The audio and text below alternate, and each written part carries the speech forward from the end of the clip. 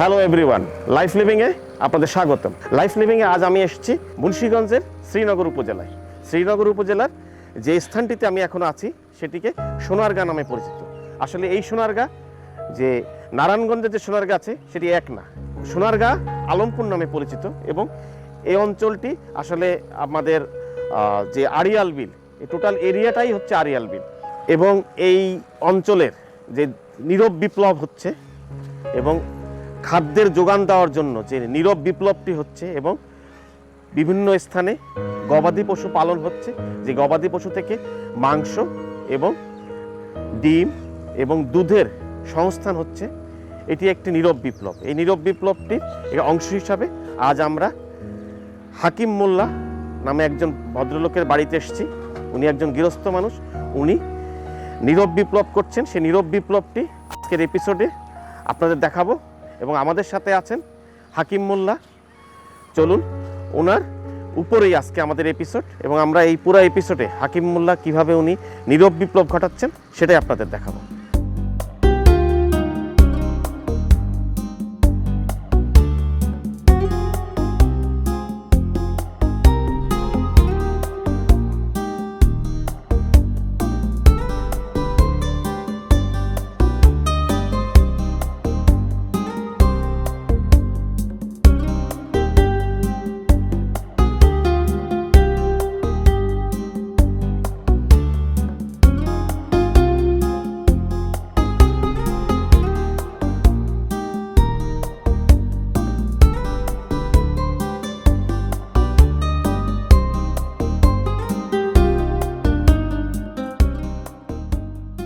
আমি প্রথম ছিলাম সৌদি আরবে।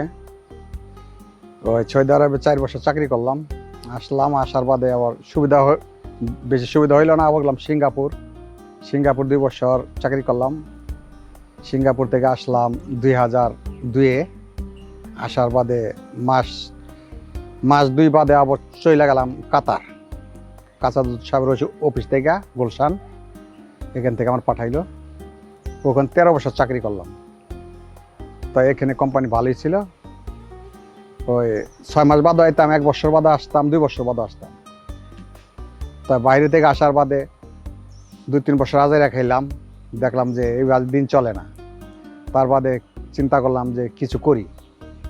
তো গরু বাছুর লইয়া মনে করেন গাভী আছে 2টা। এখন ওই একটার পেটে আর কি সব বাচ্চা হইতে আছে। তো 2টা গাই হইল। এখন আবার 2টা আবার যে ইয়ের গরু আছে, কুরবানির গরু আছে, এগুলি আর কি বানাইতে আছে। 6-7টা মোটমাট আর কি 6-7টা গরু আছে। এখন এই লইয়া আছি আর কি, খেতি খামার লইয়া, ধান পান লইয়া, এই ঘাস কাটি আর কি, ভাত ঠাত খাই, দুধ বেশি। এই আমার ঋণ লাগবো না ইনশাল্লাহ। 2 ছেলে বাইরে আছে ইনশাল্লাহ। আমার মনে কর নিজের টাকা দিয়ে আমি আর বড় কিছু করতে পারবো ইনশাল্লাহ।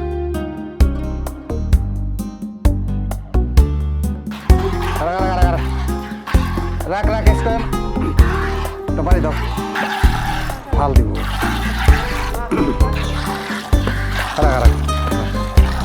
এক চপ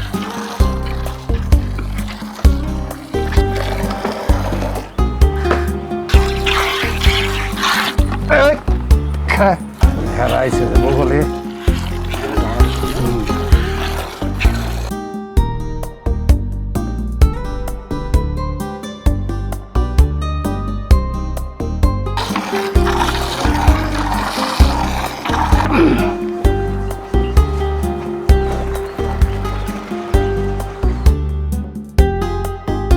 হ্যালো এভরিওয়ান, লাইফ লিভিংয়ে আজ আপনাদের যে হিরোকে দেখালাম সে হিরো হচ্ছে হাকিম মোল্লা।